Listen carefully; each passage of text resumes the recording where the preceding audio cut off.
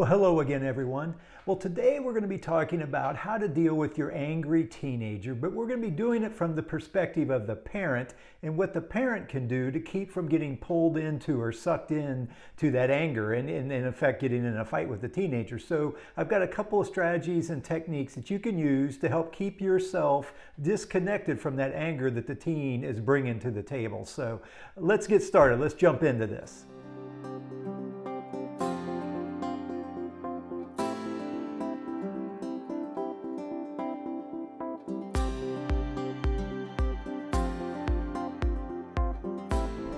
Well, hello again, everyone. My name is Jim White, and I'm an author, coach, and the founder of the Family Enrichment Academy.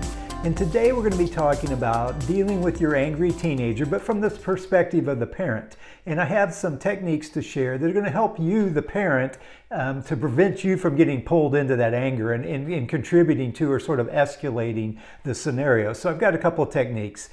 Before we do that, though, I just wanted to also express my gratitude and say thank you. Thank you for taking the time to click on this video and watch, and even for your commitment to being a better parent. It's through our effort and our commitment to growth is how we can move our families forward and bring more peace, joy, warmth, and love into your home, which is really the mission of the Family Enrichment Academy. So again, just thank you for being here. And one other quick thing, be sure to stay to the end. I've got a free resource. It's 10 questions you should never ask your teenager. And at the end of the video, I'll share some more information about that and how you can get that. So anyway, be sure to stick around to the end for that as well. So let's dive into this whole topic around not getting pulled into the anger or negative energy that your teenager might be bringing into the home or to the table. And first of all, just remind you, the reason this is so important, as the parent, when your teenager comes and they're in one of those difficult states and they're angry or they're fighting, your sole role at that moment is to provide a safe place for that teenager to engage and let that negative energy dissipate. That's the first rule. We got to get that negative energy gone because you can't really hope to coach or educate or teach until they're back into a calm state. And so that's why it's so important that you stay calm, right? You got to be that safe place and a calm place for them to step into and let that negative energy dissipate. So that's why we're doing this. And so now let's talk about how you do that. So, scenario, your teenager comes in for whatever reason, they're angry, maybe they say something that sort of sets you off a little bit. The first step in this process for you as the parent is all about awareness. You have to stay really aware of when you're starting to slip into that anger or frustration that the teenager may be creating for you, or it feels like they're creating it for you. So it's just super aware. What is it that's going on for you physically? There are like signals or signs to you that you're falling into that place. So step number one is for you to be aware, and you might even, when you're in a calm place, take a few minutes and think about the last time that happened to you. What did it feel like? What was going on in your mind? How were you, again, physically feeling as you started to slip into anger or frustration?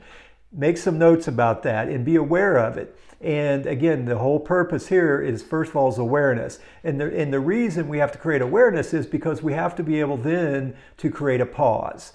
The premise is you can't shift out of that perspective or away from those feelings until you create a pause. And so first, be aware. Then if you catch yourself there, you can say, oh, wait a minute, I'm starting to get frustrated here. I need to pause for a minute and shift your state. And which is the couple of techniques I want to throw out is how do you then shift your state? So let's say you now created that little pause. The first step is to just shift your state physically. Sometimes people will say they'll go out and take a walk, or they'll do something actually physical with your body to help shift your state a little bit. Another great one, and you've heard this before, is just taking a few deep breaths, right? 4, 5, 6 really deep breaths will allow you to sort of release some of that energy and get back into a little bit better place. And you have to be intentional about this. You got to really make an effort to shift your state physically once you sort of notice that you're going down that path. So I would recommend start with just a few deep breaths. Take a few deep breaths, let that negative energy dissipate. Then the second part of this technique is I've got three questions actually that will help you to shift your focus or your mindset, which will put you into a different place. Try to get you into more of a love-based mindset. And the first one is, the question is, what are the actions or things that my child is doing right now that I'm viewing negatively that I need to let go of? It's like a forgiveness question. You have to sort of put yourself in a place where you can forgive or let go of your negative judgments about what your teenager's doing. So that's the first question, is what is it that I need to let go of? What negative judgments do I need to let go of? And how can I put some forgiveness into this scenario? Question number one. The second question is around gratitude. What am I grateful for? Come up, really think about it. What are you grateful for with your teenager, with your family, whatever it might be. Just try to shift into that gratitude mode.